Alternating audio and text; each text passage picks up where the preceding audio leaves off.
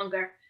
We are going to be recording this session, so I just want to make everyone aware of it.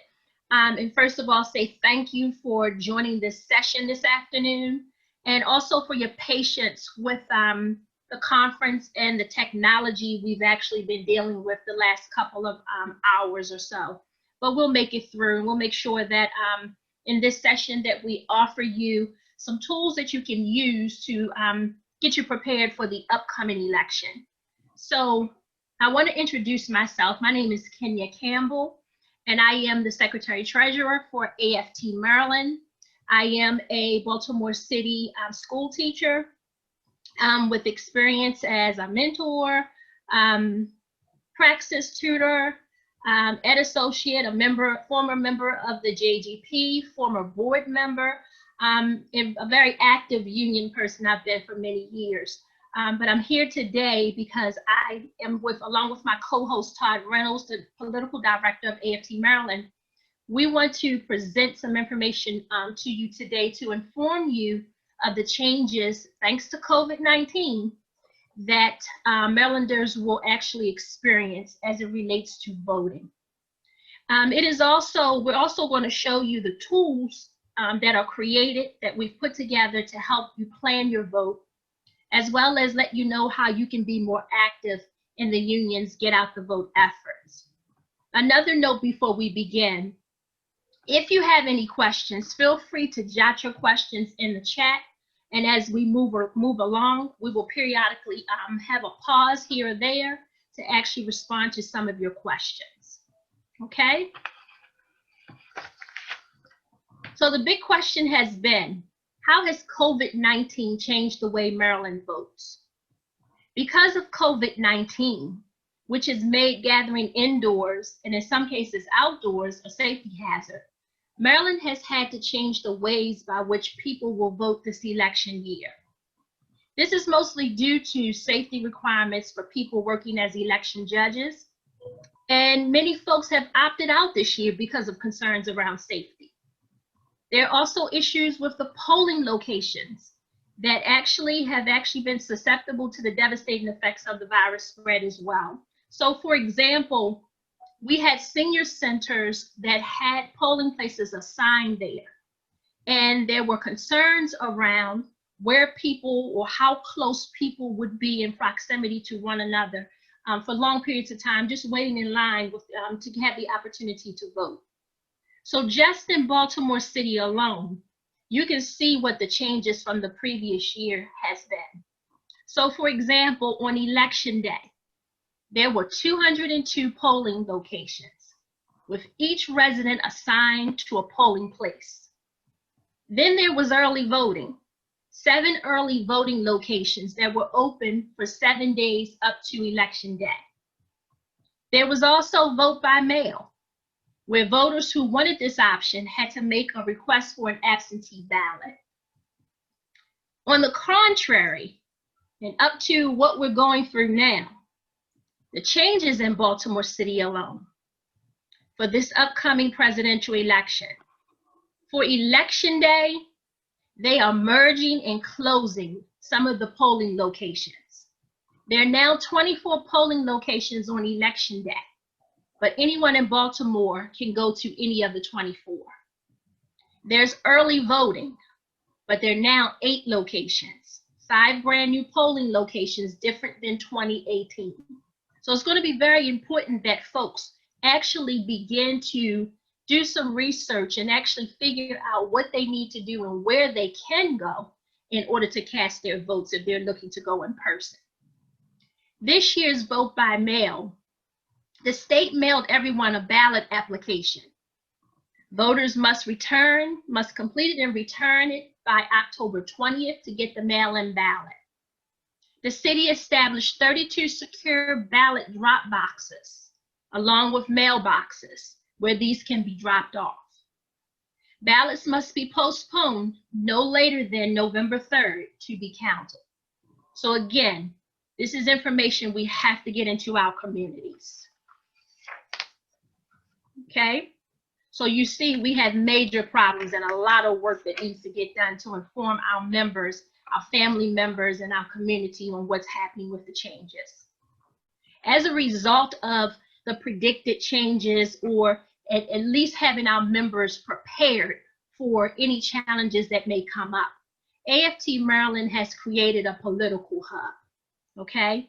And within the political hub, as you can see here, this is a one-stop shop for our members for all things political, for what's going on with the legislation, the Kerwin Commission, to who represents us in Annapolis and City Hall, or even in the county government if you live in the county, to what's our endorsement process, candidate questionnaires, and how do I register to vote.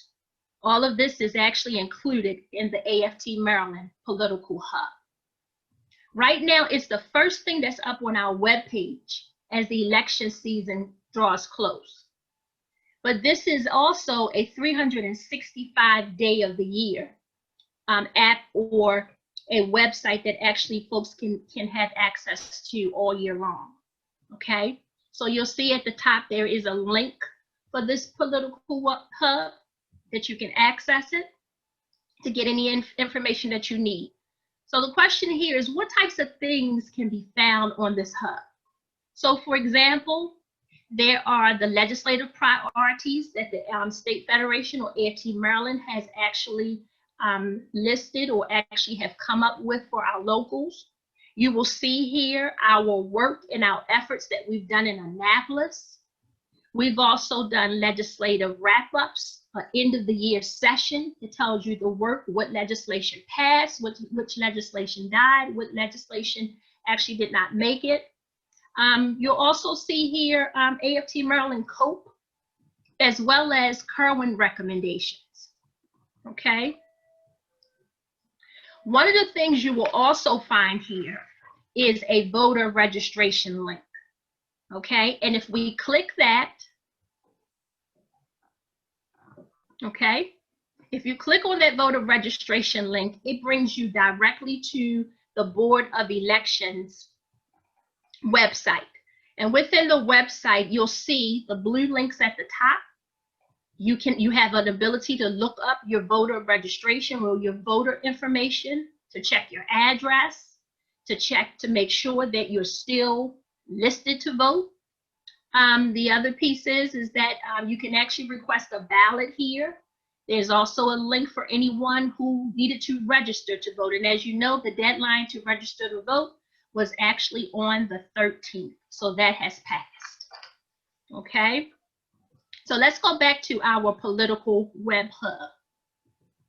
Okay. Another tool on the hub that we've created to help our members to actually maneuver through and make sure they have all the information that they need in preparation for the election. We now have a link here that we call Plan Your Vote Tool. Let's click on that.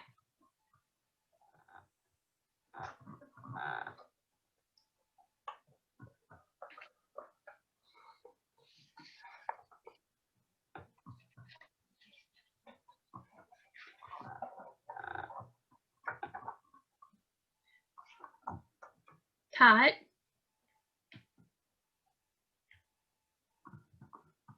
We hear a lot about people saying you should make a plan to vote. Sorry, I was muted. Oh, I'm sorry. I've got a little gremlin who's messing with things too, so this will be interesting, but we're okay. My name's Todd. I'm the political coordinator for the AFT Maryland. I'm going to go over our Plan Your Vote tool we've created for people. I mean, people have been hearing since the primaries, since COVID hit, that since COVID is going to change the way everybody votes, we really need to figure out, people need to make a plan to vote. But AFT Maryland is worried and concerned that people don't know what it means to plan your vote. So we've created this tool to help you decide exactly and write down the method by which you will vote. It'll help you write down the name and address of where you plan to vote in person if you want to vote in person. It'll plan the date and time that you're going to vote, and plan how you will get there. You know, in terms of, you need a ride to the polls, you need a ride to your ballot drop box. This tool helps you because it'll email you back the plan that you've made former English teacher, and allow you to get text updates that coincide with the deadlines that you create in your plan. So as you notice down here, the way you get started is you enter your email address so that we can email you back your plan once you're done, and you hit next. There we go.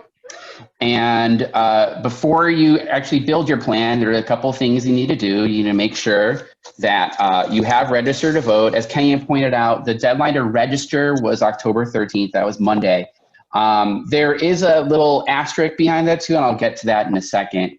But you know, most people click yes, but it's always good to check, to double check. If you click no, unsure, we've got a link down here that points you in the direction of how you can register to vote. We already saw that. Another question to ask you before you build your plan is, does the State Board of Elections have your correct updated information, like your address, for example? And that's been a big problem with people who are like, I haven't received my ballot yet, what's going on? It's because the Board of Elections doesn't have your correct address. You might be registered, but you may have moved in the last year or so, and the Board of Elections is sending your ballot to another location. So you can also double check your address with the Board of Elections if you clicked here. But once you get through this page, you click next, and then it takes you to a page where you start building your vote with the 3 primary methods by which people will vote. You can vote by mail, in person through early voting, and in person through voting on Election Day, November 3rd. I want to point out up here at the top of this page, there's a link that takes you to a sample ballot. That's going to be really good, especially for people who decide they want to vote in person. They're about, depending on where you live, there could be like anywhere from 3 to 15 different ballot changes. There's 2 statewide constitutional amendments. If you live in a city, there's about 15 different city charter amendments. If you live in one of the counties, there might be 3 or 4. Rather than having, if you decide you want to go in person, rather than having to read through all that and be indoors at the polling location on Election Day, you can click on that and read it at home, so that when you go, if you do decide to go to the polling location on Election Day, you know exactly how you're voting on all the ballot measures. You don't have to read it. But you notice at the bottom it has all the ways you can vote this election season. If we click the last one here, I'll do the last one first. Let's say I want to vote at home with a mail-in ballot. So I click on that, and again, if you want to request your ballot, you can click on that. The deadline to request your ballot is coming up. It's Tuesday, so you still have some time if you decide you want to vote by mail. If you click on that, it takes you to the mail-in ballot instructions. I want to make a note before I go through some of the stuff we have here. If you do decide to request a mail-in ballot, if for some reason you've requested it and then you change your mind and you want to vote in person on Election Day, when you go to the polls in person on Election Day or early voting, you're going to be given a provisional ballot. This really is for election integrity matters. They really don't want people voting both by mail and in person, one person, one vote. All a provisional ballot means is that when it's time to count the votes, they look at people's ballots that were marked provisional to see if they already have mailed in and turned in a ballot. If there was no mail-in ballot, then that provisional ballot that you cast on Election Day will count. If there is a mail-in ballot, it's going to flag you and say, oh, you're trying to vote twice. You requested a mail-in ballot, you mailed in a ballot, and then you went to the polls on Election Day, which is a no-no. Don't do that. The provisional ballot's been turned in, and a mail ballot's been turned in. Then you're going to, they're not going to count your vote. So that's all that provisional ballot does. Also note here at the top, there's a link you can use to track your mail-in ballot. If you click on that, you can see if the Board of Elections has sent the ballot to you, if the Board of Elections has received your ballot, or if they've counted it. It's a really, really good tool for people who are choosing they're going to mail in a ballot. Okay, so how are you going to return your mail-in ballot? That's one of the things this tool asks you. There are a number of ways you can return it in person on Election Day, November 3rd.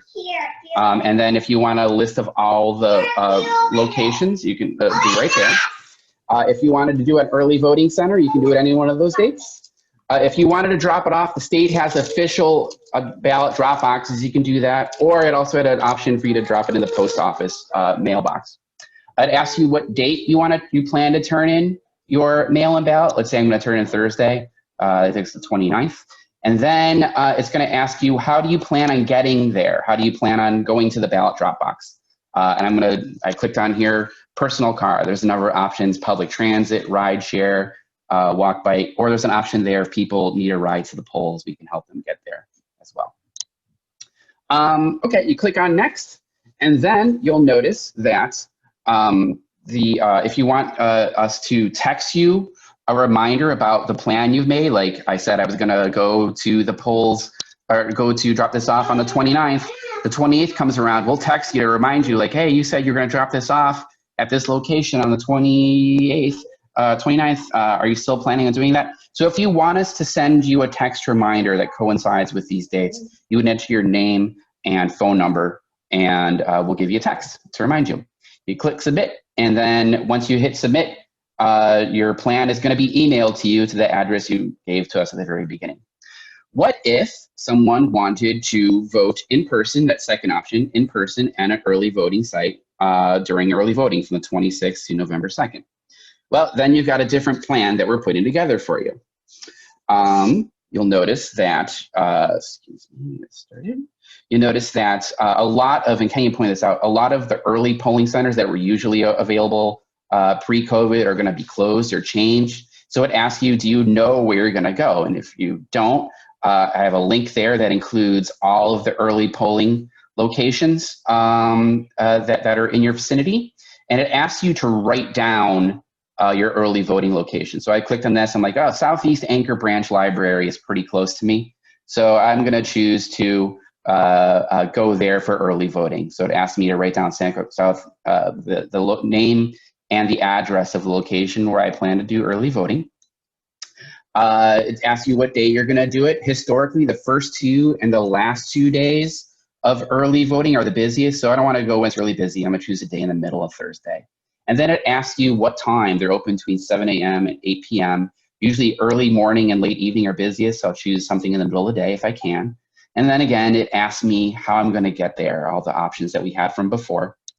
I think for this one, I'm going to get a ride from my sister. She'll drive me there, and I'll be good to go. And then I would click next, and just like the last time, it asks you, all right, do you want a text message to remind you about the dates you chose? If you do, put your name and phone number and we'll text you. If you don't, that's fine. Just click submit and your plan is emailed to you. All right. What if you decide that you want to vote on election day, November 3rd? So what happens when we take you there? Well, again, it helps you build a third plan, a different plan. As Kenyon pointed out earlier, there are only 24, if you live in the city, 24 polling locations. Very different than what the 202 that were in the city in a regular day. All those polling locations that are in your jurisdiction are at that link. Again, you can click on it and you get the list and you find out what you want to do. I'm close to Forest Park High School. That's on, so I'll write that down. That's where I'll plan to vote on election day. It's on El Dorado Avenue, I believe. Yeah, 3701 El Dorado. So that'll be good to go. And then it'll ask me, like always, how do you plan on getting there? Personal car, public transit, ride share, Lyft, taxi, friend, or if I need a ride to the polls, it'll set me up with that and we'll connect that person to it.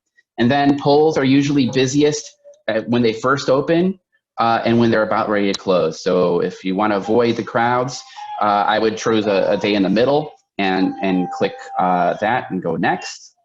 And then, like always, it asks you, do you want to get a text reminder for these dates you've chosen? We'll also, since this person chose, they wanted to get a ride to the polls, we'll probably have to connect them with their ride to the polls that way as well. And then you hit submit, and then your plan is emailed to you. I did want to point out, before we move on to the next slide, remember when I said the deadline to register to vote was the 13th? You can, if you're a new register, if you've never registered to vote before, you can register to vote in person at early voting at one of those polling locations, or at one of the polling locations on election day. That's for people who are only new registrants. You can't change your address on early voting or election day just for new registrants. So that's the one caveat that I wanted to get at.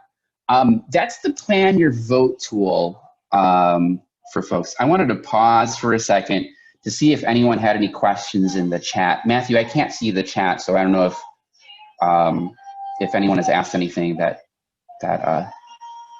let's see if I can answer. You guys. What was that? Wanda just says that she loves you guys. We love you too, Wanda. That was an easy question. I wanted to take you to another element that's on the web hub that Kane was showing you all earlier. So you've planned your vote. You're good with how you're got your plan. You're all set to go. What if you want to volunteer for this election? This is a super important election for all of us. At the web hub, at the bottom here, you'll notice there is a link that if you click on, it takes you to a sign-up sheet where people can volunteer to help out their fellow teachers, fellow educators throughout the country this election season. So if you click on that volunteer link, it'll take you to the volunteer sign-up page. So there are a number of options on here. Maryland, the presidential election is not going to be close. Biden's up by about 30 points. But there are some swing states where the race is going to be pretty tight for the presidential election. We have a number of ways to sign people up. If you're interested in it, you can do phone banking with the AFT. I'll go over that in a second. We have text banking, and we also have an option for people who want to volunteer at the polls on election day. We did have something on there for people who were interested earlier in, for people who are interested, you notice right here, for writing postcards. That kind of, the postcard option is kind of gone by the wayside. It's still up there, I'll probably take it down.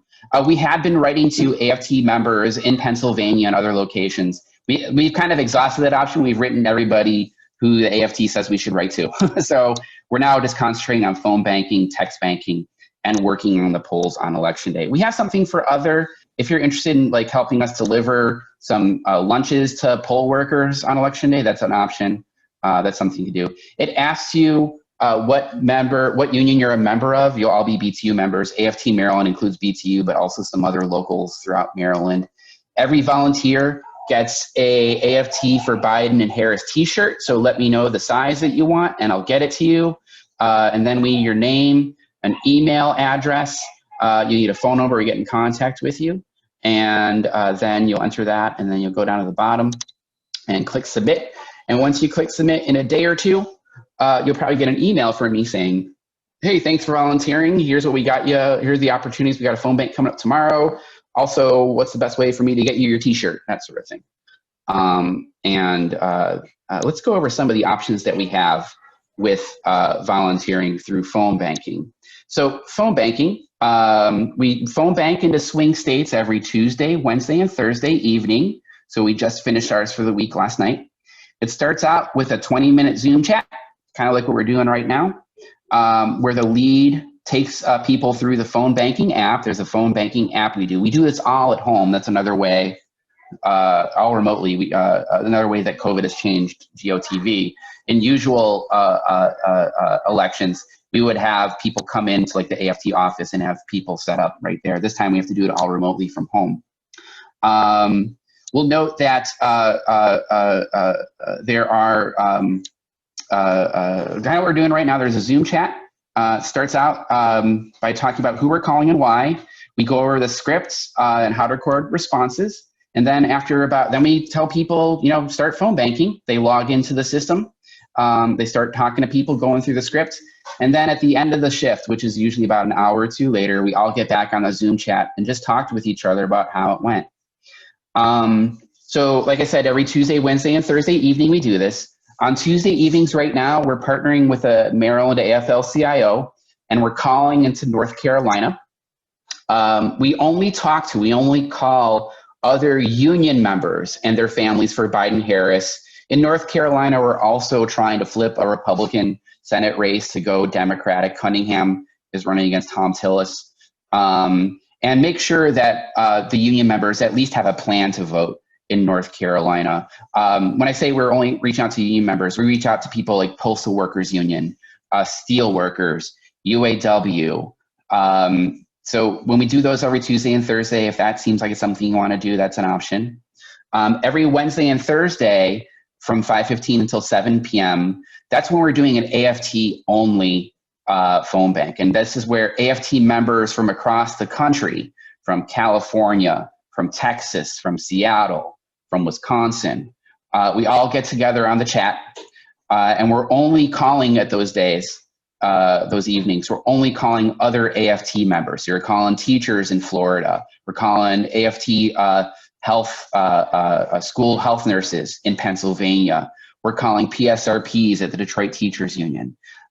So if that seems like something you'd like to do, that's the Wednesday and Thursday options are AFT to AFT only. And we again, it's for Biden, but in some races like Florida, for example, it's for Biden. And then also, like yesterday, we're calling in Broward County, Florida, they've got a school board race where an AFT member is running for school board. So we're doing for Biden and for that person as well.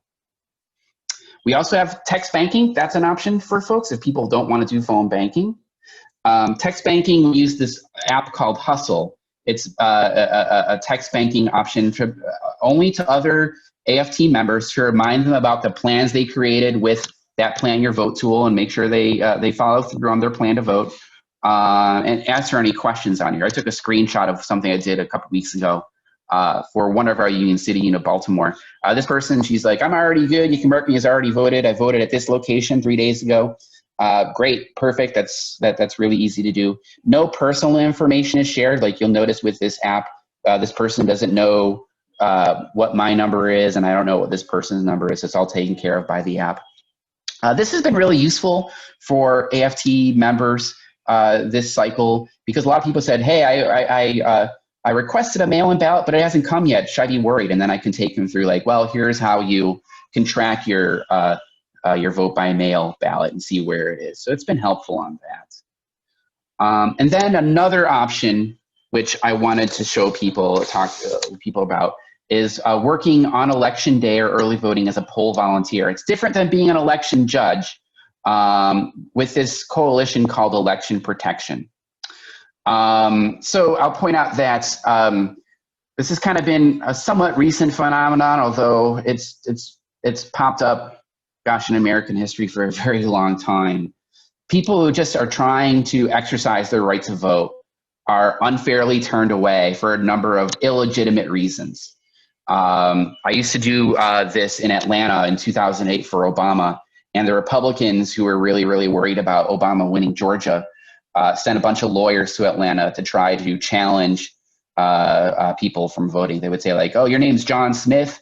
How do I know you're this John Smith and not that other John Smith? They basically try to intimidate people.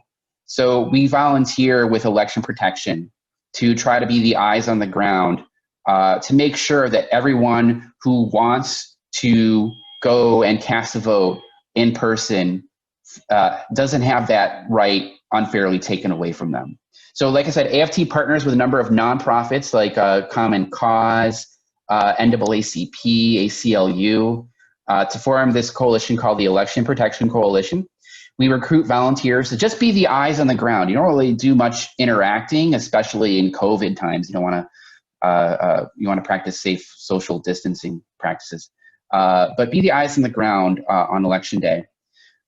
We have training for volunteers. They'll be trained about what to look for and how to handle it. For the most part, volunteers can just watch and observe from a safe distance and report any instance of voter intimidation or disenfranchisement. It can be something as small as, oh, I'm here at Forest Park High School, and the polls are supposed to open at 7 o'clock, but it's 7:15 and the polls aren't open yet. So that'd be something that we would be trained to do and how to handle it for election protection. That's something that we have on there. Election protection is nonpartisan. issue. Volunteers, we're not pushing any one candidate at the polls, not pushing any party or even any ballot questions. So that gives us a little bit more leeway. If you wanted to, you can wear your BTU swag, your BTU shirts, not shorts, unless you guys do have BTU shorts. It'd be great. It might be a cool day that day. And they'll also be given, like, in this picture, someone has election protection t-shirt.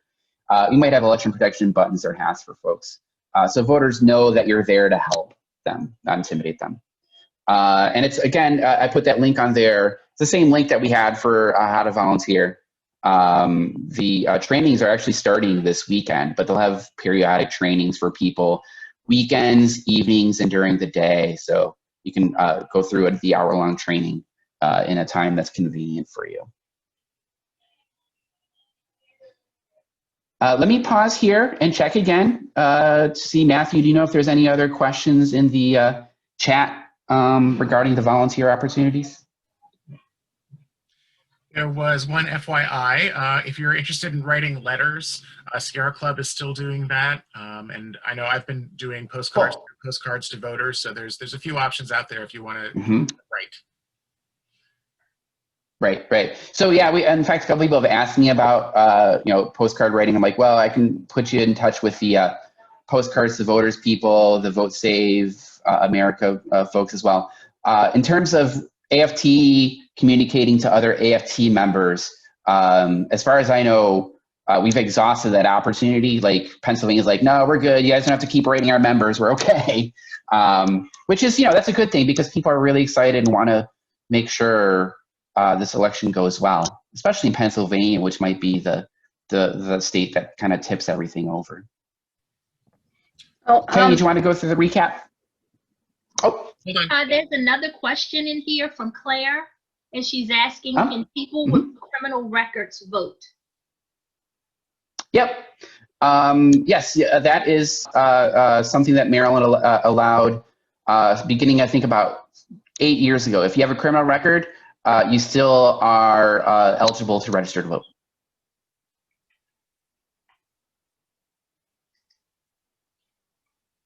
Okay, Todd? I'm good. All right, thank you. To summarize, everyone, here again are all the tools that we talked about today to help you and your family navigate all the issues popping up with this voting year, along with the links.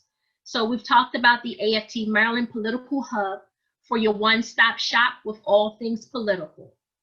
There's also the AFT-Maryland Plan Your Vote tool, and how to sign up to volunteer for this year's election with AFT-Maryland and AFT.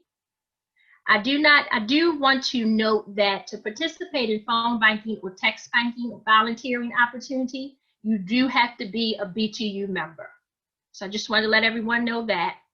To do election protection, it can be anyone who is interested. So sign up using the links. And we'll pause here for a couple more questions. If you like, since we don't have many people on this session, feel free to open up your mic and ask your question live if you like.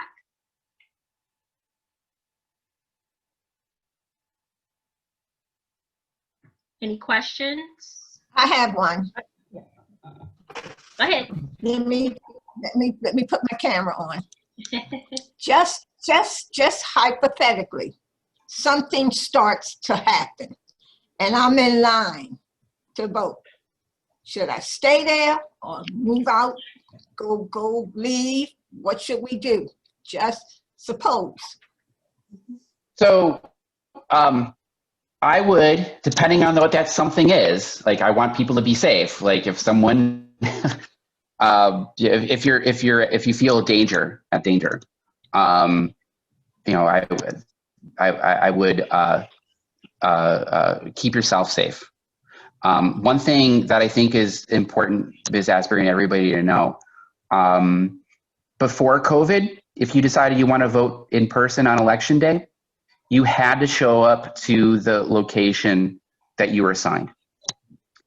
Now, with only 24 locations in Maryland, or excuse me, in Baltimore City, and this is true for the counties as well, you can go to any one of those 24 locations if you live in Baltimore City. If you go to that location that you originally planned, you're like, oh my God, this is really scary. It's just too, whatever. I'm going to try. When I clicked on that link and it had all the lists, I thought Forest Park High School was going to be good, but it's not. So now I'm going to try Poly instead. You can go and do that. You can go to any one of those locations in the city if you decide you want to vote in person.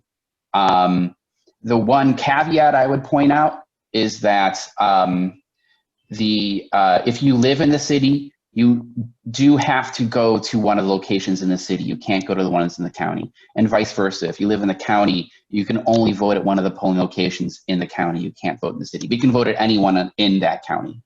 Like I said, depending, I don't want to put people at risk. So, use your best judgment in terms of safety. But I would, if someone's just there intimidating people, you could try to find someone there who's an election protection or even an election judge, and they should handle it.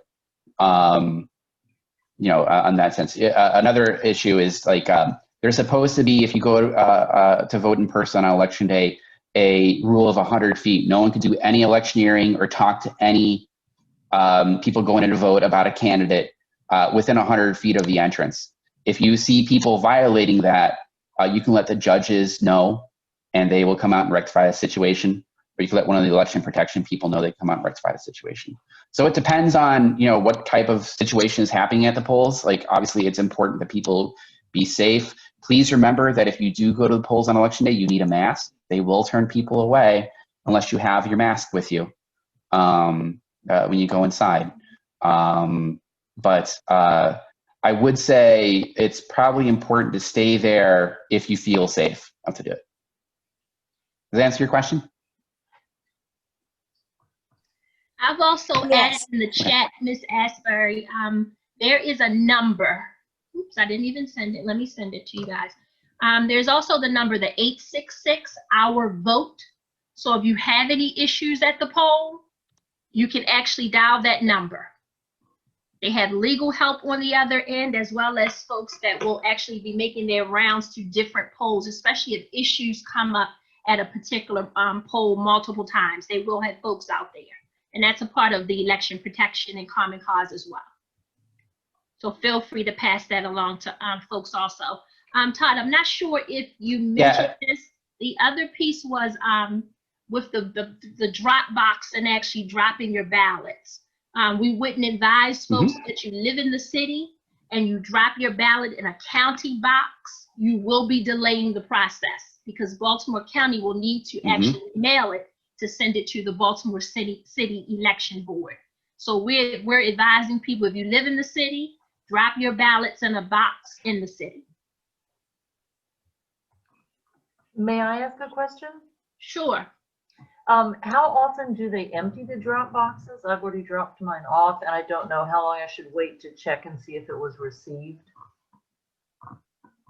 According to the Board of Elections, they are emptying them 3 times a day. They are open 24 hours. Right. Every drop box also should have a security person there. Yes. When I dropped mine off at the City Board of Elections, there was a police officer in a marked car across the street, keeping an eye on it, making sure nothing untoward's happened to it. But there should be open 24 hours. So if you wanted to drop them off, say at like 11 o'clock at night, you can. But yeah, they're open. They will be open up until 8 p.m. on November 3rd. At 8 p.m., they will lock them and clear them all out, whatever is left in there. And in many ways, they've already counted voting. They've started the process of tabulating those vote by mail. They just embargo the results, which means they won't release the results until after 8 p.m. on November 3rd. Which I think they ought to do anyway. Nationally. Yeah, I mean, one big concern, it's state by state. Maryland's smart in the sense that they're like, we're doing this right now so that we don't have to delay results. I mean, this election is going to be weird because some people are going to put their mail-in ballot in on election day, say at like 9 a.m., and it gets postmarked on November 3rd, it's still going to count. So that ballot might not reach the Board of Elections for another 7 to 10 days. So there still might be some ballots that are going to be coming into the Board of Elections, say November 10th, that will count. But right now, they've already started counting them in Maryland. Some states, like I think Pennsylvania, they said we're not going to start counting these until Election Day, and that's one big worry, is that Pennsylvania is such an important swing state that we might not know for like a week or two who won that state. Right. Crazy. Yeah. Difficult times, but we're gonna get through it. Is that it? Hey, Harry. How are you? Good. Hey, delegate, how are you? How are you? Did you have a question? Oh, you did wonderful. Harry Bandari is a BTU member. He's also an elected delegate from Baltimore County. So I wanted to say hi, give him a shout out. Thank you. We also have on here, again, our contact information. If you have any questions, you could send Kenya or myself an email. I'm on Twitter too. Kenya, I don't know if you have a Twitter account. We should set you up with one. It's what all the cool kids are doing, right? Yeah. My 4-year-old already knows TikTok, and I'm scared about that.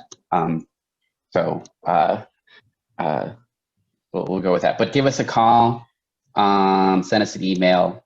We'll be working with election protection on election day too, so you can always call us and figure out what's if the 866 vote, our vote doesn't go well for you. Okay.